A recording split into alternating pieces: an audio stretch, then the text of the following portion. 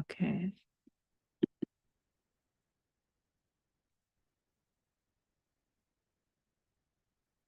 Om Jnanatimirandasya Jnananjana Shalakaya Chakshurunmilitam Yena Tasmai Shri Guruve Namaha.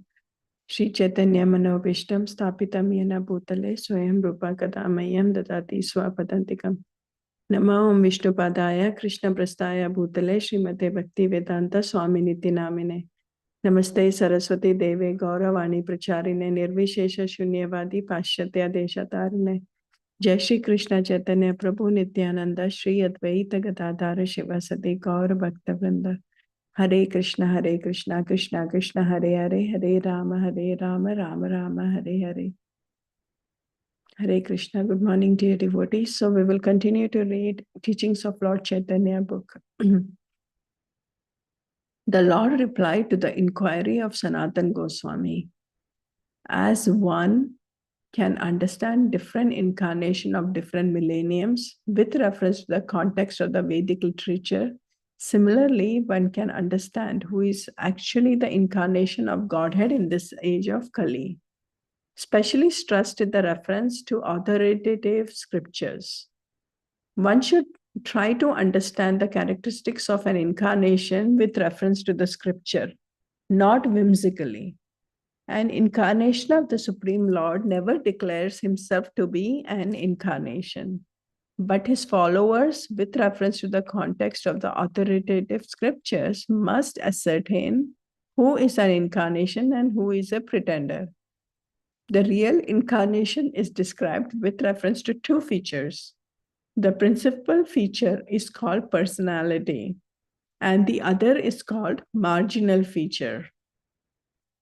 Any intelligent person can understand the characteristics of an avatara or incarnation by these two features. There is a description of the characteristic of the body and of the activities. The description of the body is the principal feature for identifying an incarnation, and the activities are the marginal feature.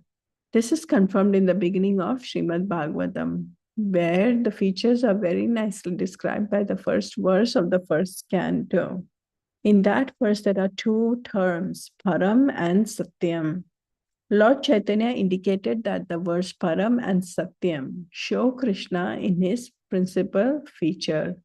The other marginal features are that he taught Vedic knowledge to Brahma and that he incarnates as the Purana avatar to create the cosmic manifestation. These are occasional features for some special purposes. One should try to understand and distinguish the principal features and the marginal features of an avatara. Nobody can declare himself an incarnation without these two features, and therefore any intelligent man will study the principal features and marginal features before accepting a pretender. Sanatan Goswami tried to confirm Lord Chaitanya's personal characteristics as those of the incarnation of this age, and Lord Chaitanya confirmed it, though not directly. He simply said, "Leave aside all the discussions. Let us go on about the description of the Saktavesh Avatara." The Lord then said that there is no limit or counting of Saktavesh avatars, but some of them can be mentioned as examples. The Shaktavesh avatars are of two kinds, one direct and the other indirect. When the Lord himself comes, he is called Shakshad or direct Shaktavesh avatar. And when he empowers some living entity to represent him, that one is called indirect or Avesha incarnation. Examples of direct where? Can you scroll a little down? I think that is indirect, right? Where is the example of direct? Just 1 second, sorry. My thing is covering. Okay, yeah, there we go. Examples of indirect avatars are the four Kumaras, Narada, Pitru and Parashurama. They are actually living entities, but there is specific power given to them by the Supreme Personality of God. Examples of direct are Sakshad avatars, are the Shesha incarnation or Ananta incarnation.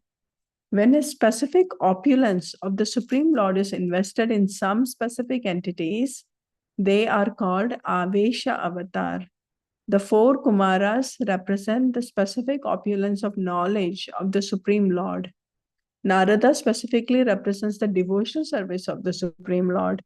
The devotional service of the Lord is there also in Lord Caitanya, who is considered to be the full representation of devotional service.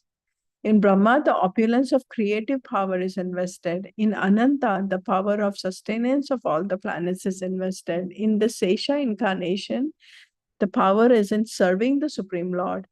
And in King Prithu is the power of maintaining the living entity. Similarly, in Parashurama, the power of killing the evil elements is invested. So far as Vibhuti, all the special favor of Supreme Personality of Godhead is concerned, there is a description in Bhagavad Gita 10th chapter. It is said that any living entity that appears to be especially powerful or beautiful should be specifically known as favored by the Supreme Lord. Okay, let's stop here. Nikit, can you just scroll up just so, or can you please share again? There's a lot of content in this reading today. So where we started, right? Yesterday we saw that Sanatan Goswami was asking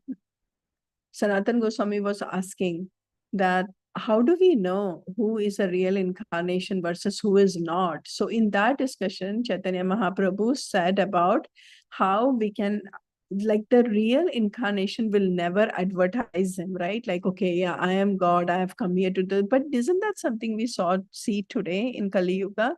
There are so many people out there in India, especially.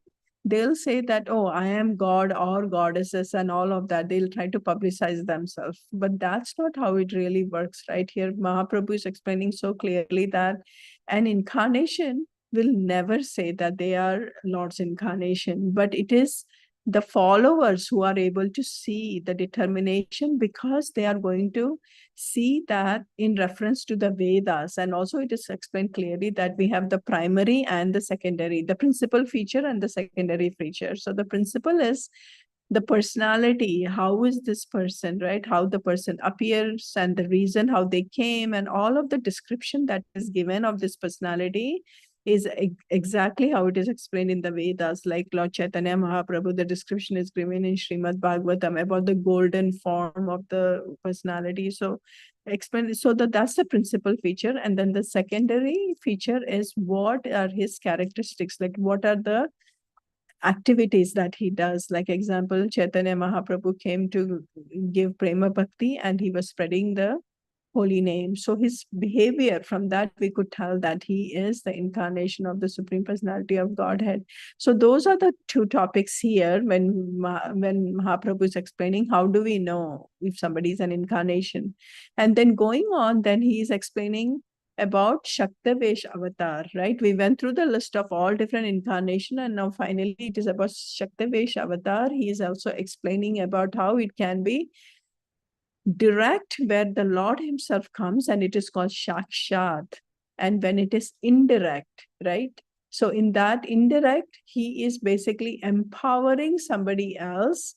Avesha, that's called Avesha incarnation. There he's empowering somebody to be that, or to get that power. So also it's explained that if we see somebody very powerful or very much doing something out of the ordinary, right? Then we have to understand that the Lord has empowered, and that's a Shaktavesh avatar. And here different examples are given of indirect avatars, and then also of the direct avatars. Examples are given.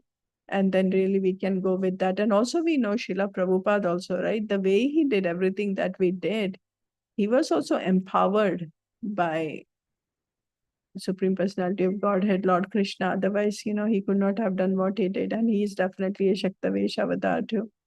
With that, we can continue to chanting. Hare Krishna.